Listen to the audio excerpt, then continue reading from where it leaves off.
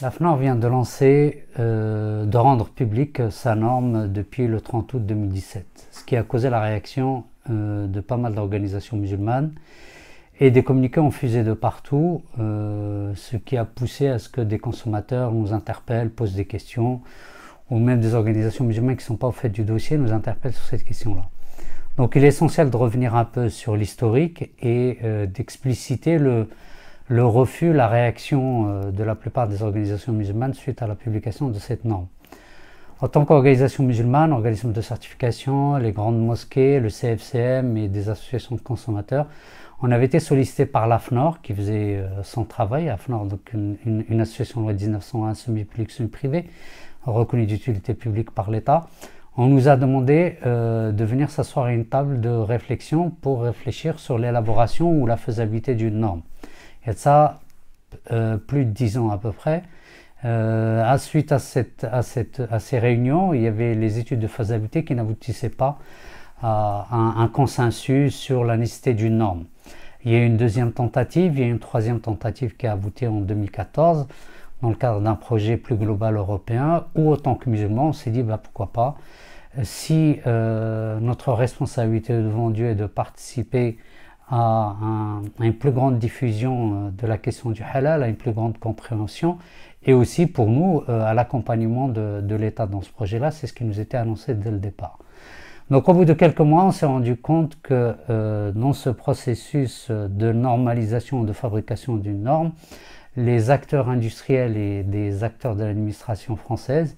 n'étaient pas très enthousiastes à l'idée de réfléchir, de discuter ensemble sur la question de l'abattage. Parce que pour nous, il était important de définir le halal, c'est un concept qui se définit autour et à partir de l'abattage, il ne se définit pas comme ça dans l'absolu, dans le vide. Et on s'est rendu compte que lorsqu'il s'agissait du débat sur l'abattage rituel, de notre position sur l'abattage rituel, il y avait une sorte d'opposition non dite. Et à chaque fois, les discussions étaient esquivées, ce qui a amené à ce que la plupart des organisations musulmanes posent un ultimatum au bout d'un moment, c'était en 2015, de dire « nous, on veut bien travailler en ouverture avec tout le monde sur des questions fondamentales liées à l'islam, en l'occurrence le halal, mais il faut qu'on se mette d'accord que pour les musulmans, le halal, c'est l'abattage rituel avant tout. Et tant qu'il n'y aura pas cette discussion-là, on suspendrait notre participation. Et AVES avait complètement arrêté sa participation. Donc le projet qui avait démarré au niveau européen s'était arrêté, au niveau international aussi, et l'AFNOR au niveau français a décidé de continuer sans les musulmans, ou du moins sans les tenir informés, ou du moins sans les réintégrer, en l'occurrence le CFCM et les différentes mosquées.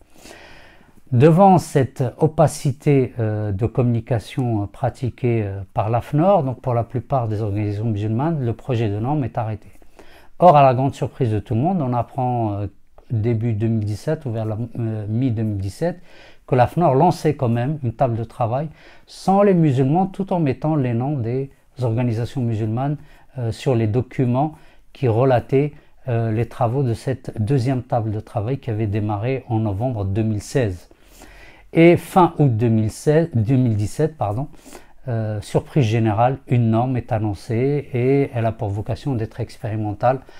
sur 3 années. Donc nous avons tous crié au scandale à juste titre, parce qu'on était parti du principe, nous les musulmans, qu'on accuse souvent de vouloir refuser travail en transparence, de vouloir refuser de travailler avec l'État. On a tendu la main et on s'est senti trahi, et a fortiori pour les organisations musulmanes, dans cette posture que l'AFNOR a en fin de compte réalisée sur un terrain politique très politicien, sans tenir compte de nos sensibilités, alors que depuis le début on disait que pour nous la question du halal ne peut pas être